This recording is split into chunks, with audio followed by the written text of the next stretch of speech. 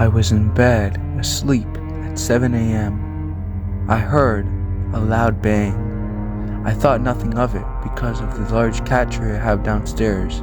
It's always getting knocked over. So I rolled over and tried to go back to sleep. Not too long after, my elderly cat came running into my bedroom. I jumped up on the bed and tried to hide under the blankets. This immediately woke me up because that old fat cat has not ran or jumped onto our bed in years. As I came to, I saw two men coming up my stairs. At that point, it felt like time stopped and somehow ran incredibly fast. At the same time, I jumped out of bed and started screaming, "Get out of my house!" I tackled one of them on my front lawn, but he struggled free and got away. I saw the getaway car and I tried to keep repeating the license number, but it faded away in my mind. As I was repeating it, I remember vividly being so mad at myself that I couldn't remember 7 numbers and how stupid I was for not grabbing my phone. Looking back on this situation, I realized there were so many things that happened that I never noticed, like how I fractured my arm slamming into the wall at the bottom of my stairs, and that I cut my feet up on the splintered wood. The adrenaline rush of a true fight or flight situation is something so strange, it's almost impossible to accurately describe. The sense of a time not being aware of pain and injuries for hours, and the hyper-focus on some details but the complete loss of others. Luckily, I wasn't seriously hurt and nothing was stolen, but I installed cameras all over my house the very next day.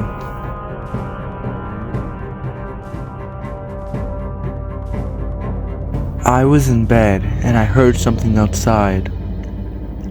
I have a lot of vivid dreams, so I ignored it at first, but he started using the screwdriver to get the window open.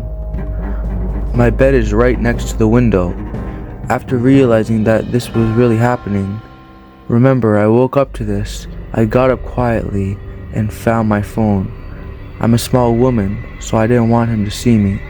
It was still dark and the blind was down, so I turned the torchlight on and stood against the wall opposite of the window. Aiming the light directly at him, I held it high so I would look taller. I figured that all he would see was the torchlight as soon as he got in. And sure enough, he got the window open, pushed the fly screen out, and lifted the blind to start climbing in. As soon as his head was through, I started shaking my phone so that he could see not only the light, but also that someone was holding it. I was also banging on the wall and making the lowest, most guttural noise I could muster, like an ape. I don't know what came over me. I just knew he couldn't see me, and I had to overwhelm his senses so that he wouldn't notice my size and gender. And it worked. He let out an ungodly scream and ran. I think my behavior startled him. He left a bag behind and it had a needle in it. I ran to my neighbor's house and called the police. They came and fingerprinted the place, took his bag and left. And that's the end of the story. He didn't come back or anything.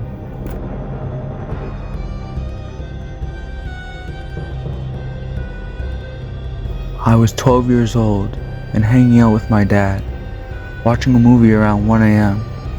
All of a sudden, there was a pounding on the door. My dad got up and twisted the knob. As soon as he did, a mountain of a man threw the door open.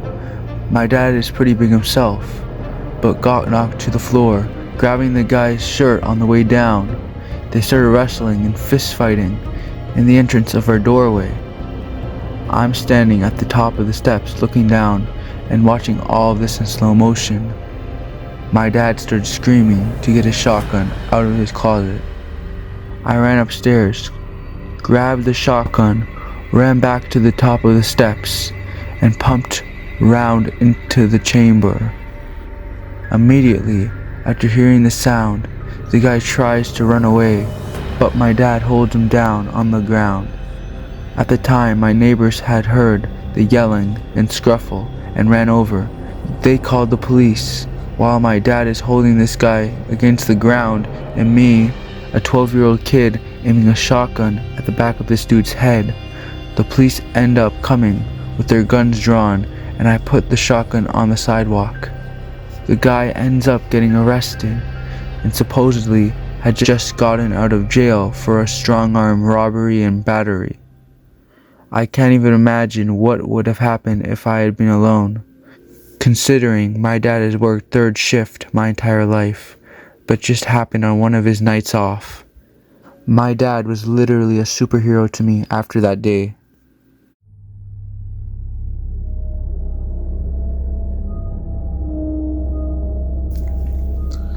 A couple of weeks before my 19th birthday, I woke up one morning around 4 while someone was trying to break my bedroom door down. I had fallen asleep with my light on after coming in tired from work, so when they came in my room, I could at least see what was happening. Not that it helped much at first.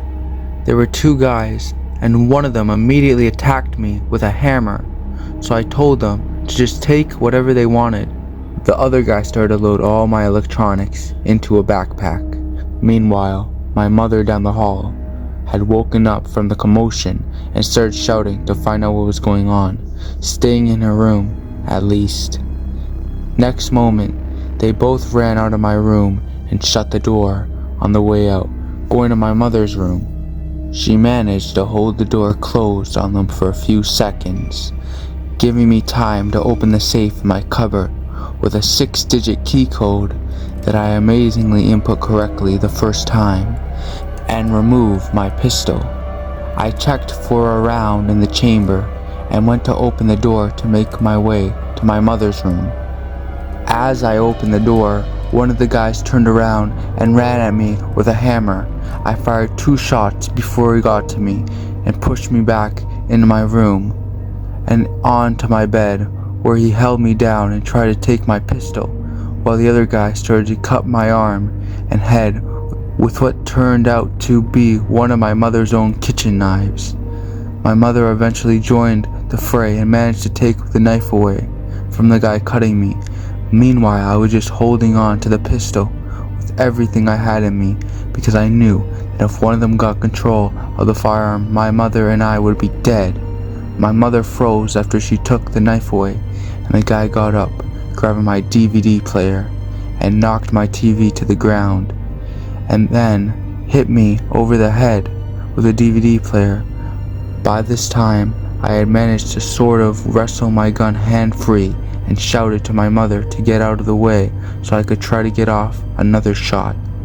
She rolled off the bed, and I managed to turn the gun enough to get a shot off into the guy on top of me. It was then that they decided to bolt and grabbed my bag of electronics on the way out. When the cops came, they found a body with 2 gunshot wounds in my garden a few meters away from the house, and a blood trail leading away and disappearing at a nearby road.